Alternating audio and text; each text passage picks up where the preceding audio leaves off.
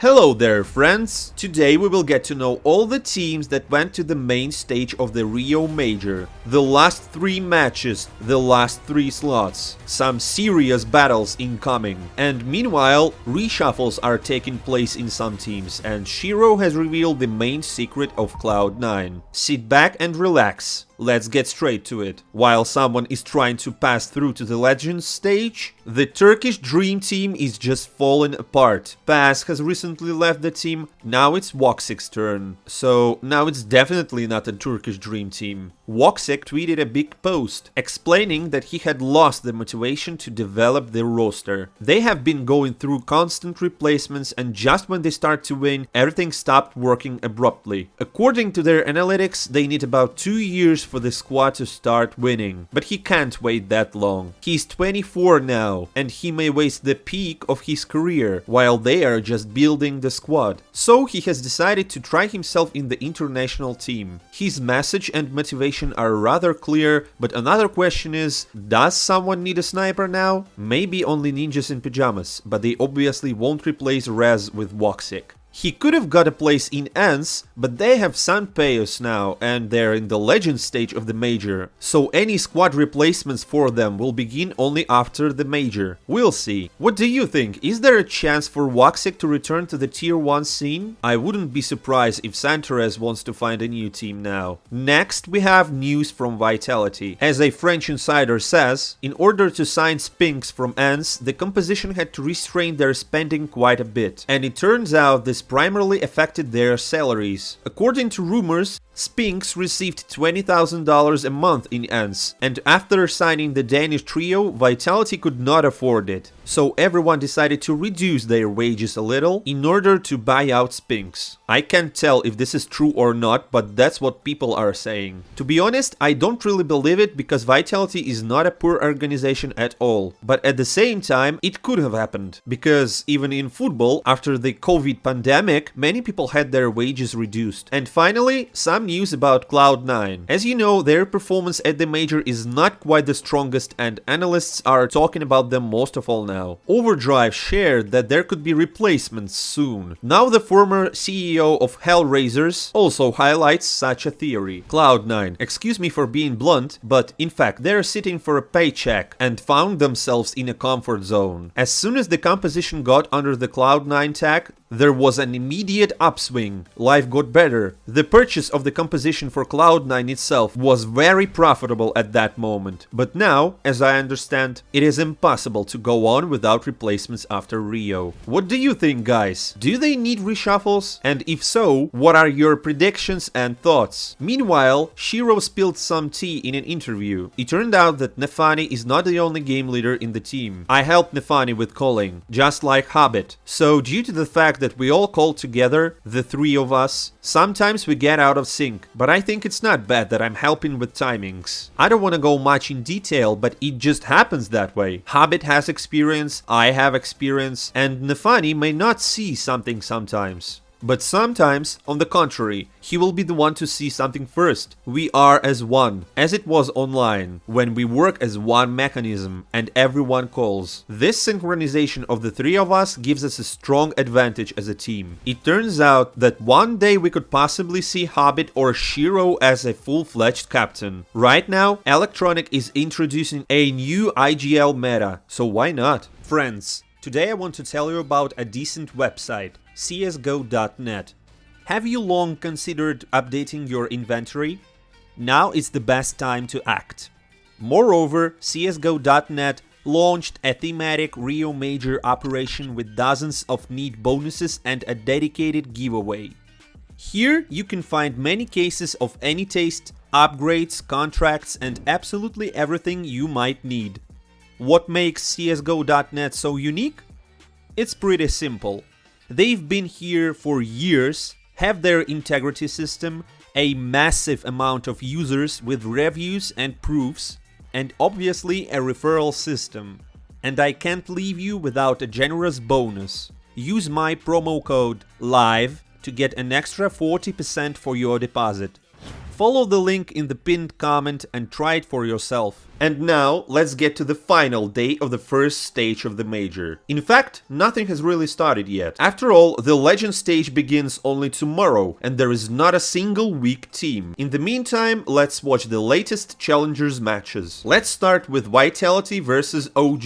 It happened to be a very close game from the first rounds. OG confidently take 5 rounds right at the start, but after that, Vitality starts playing much slower, which brings them 5 rounds in return. Thus, swinging back and forth, the first half ends with a very close score of 8-7. In the second half, Apex team immediately goes to the score of 13-9. They have only 3 rounds left to win, but then NeoFrag turns on the beast mode and begins to destroy his opponents. OG take round after round and make it even again. That said, they managed to destroy Vitality's economy, forcing them to play with pistols only. But even pistols are enough. OG lose the echo and the score is 13-13. Usually, such moments turn out to be decisive, unless something crazy happens in the next round. OG need the plant. Dexter will he fake? He's gone for it. ZywOo out, committed. Dexter chases!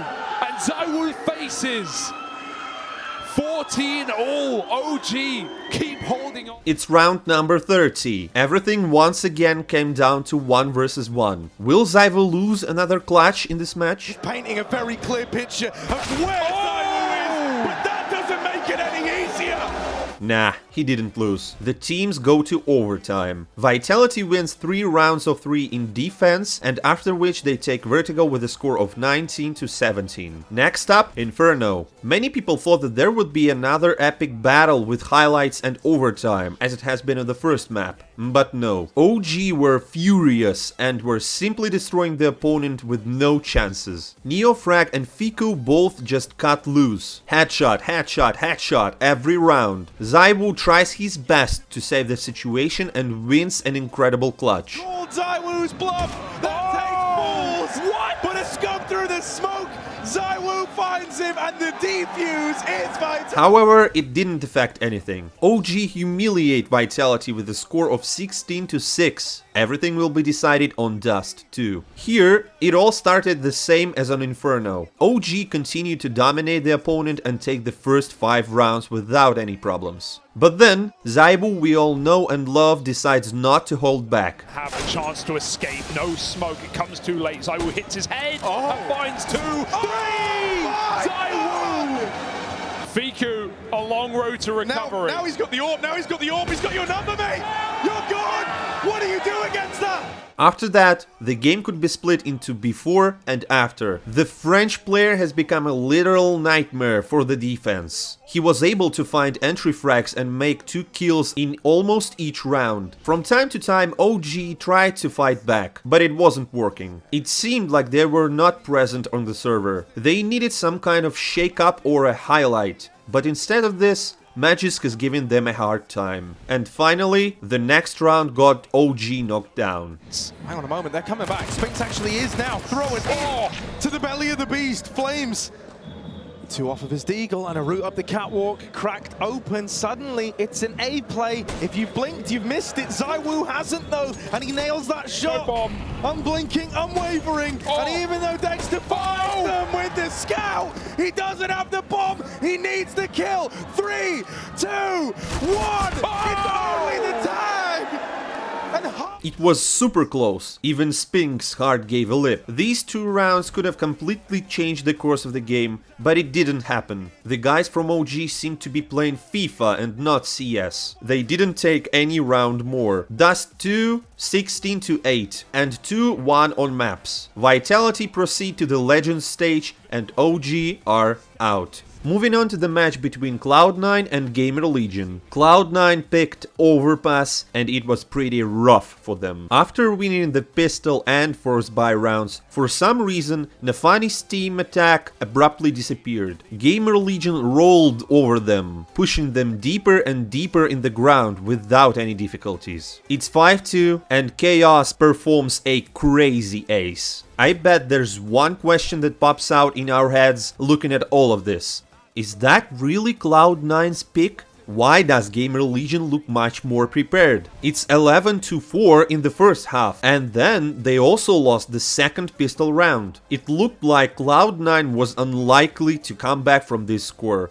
However, they still managed to win a force buy, and then the next round, and then the next one, and then the one after that. These guys suddenly remembered how to play on overpass. Gamer Legion could have punished Cloud9 quite well for not the most successful first half of the game, but Nefani's team were carrying these close rounds over and over again. Since 12-4, Gamer Legion were able to take only one round. Moreover, they took it purely by a lucky coincidence and a little bit of aggression. Otherwise, it was a terrible defense. Cloud9 confidently and calmly take their pick, 16-13. Next up, Mirage, the choice of Gamer Legion. Finally, some energy and close moments. Nevertheless, they appeared closer to the end. Cloud9 took control of everything from the start. They were successful at clutches and closed the exits of each attack. Then, everything changed dramatically, and Gamer Legion confidently won 5 rounds in a row. The score is 7-8. And as always, the most exciting part is saved for the second half. Cloud9 failed the entire start of their attack without a doubt. They gave away the pistol round, then the force buy, and then a full buy without a single chance. In general, Gamer Legion could have easily switched the game to the map number 3, but then Exile decided to show up finally, as he had been low tapped the whole game until that moment. He wins the most important clutch, destroys the economy of defense, and returns his team to the game. The score is 13-13, defense and attack exchange rounds, and the audience is waiting for some kind of decisive breakthrough to reveal the winner. Ask,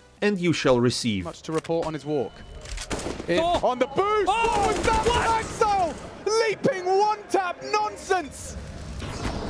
And the rest falls perfectly into place, but divine intervention! Is this good enough for you? There's no way recovering from that. And you won't see anything better today. Cloud9 closed the ending in their favor without a chance and became the 9th team in history to reach the next stage, losing 0-2 in the challengers. And finally, the Fnatic vs Nines game. Well, here the universe itself did everything to make old pal Crims get to the Legends stage again. Some get Vitality as rivals, some play against Gamer Legion, but Fnatic got Nines. Lucky them. It wasn't even a big deal for Mezzi. Even the fact that the whole stadium was rooting for Nines didn't help them at all. Their entrances were ended in seconds, and the score was 12-3 in the first half. Nines, though, didn't want to fail miserably in front of their own fans, so they regrouped and made the score 15-11. Not bad, but frankly, it didn't affect the result much. They lose their pick to proceed to Nuke, Fnatic's choice. Here, the teams decided to play without attacking. Mezzi's team was able to take only 5 rounds, including the pistol series. Nines did the same thing and won the first 3 rounds in the second half. And then Fnatic decided to make a comeback when the score was 5-13. But you yourself know that this is a common thing on Nuke. They won several important rounds and then began to dominate the opponent, not leaving them any chances. Nines showed a very bad attack, both poorly entering points using smokes or without any grenades. Well, and the culmination of all this was the moment when Nikodos decided to make a reference to Simple. Just pulls out his knife after. Oh, Jesus, to do that in this Lord. moment is insane. Just stuffing him. Fun Counter-Strike fact, of course, if you knife someone in the legs, they die instantly. He's essentially the bathtub plug.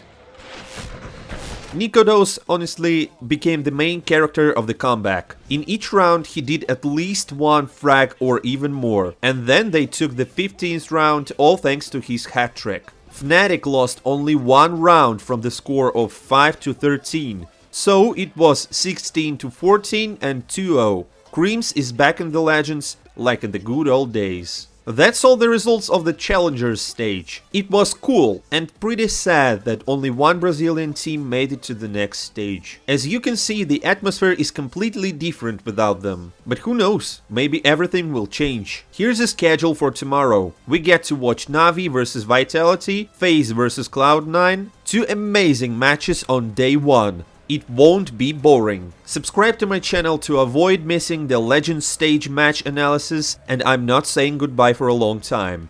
See you soon.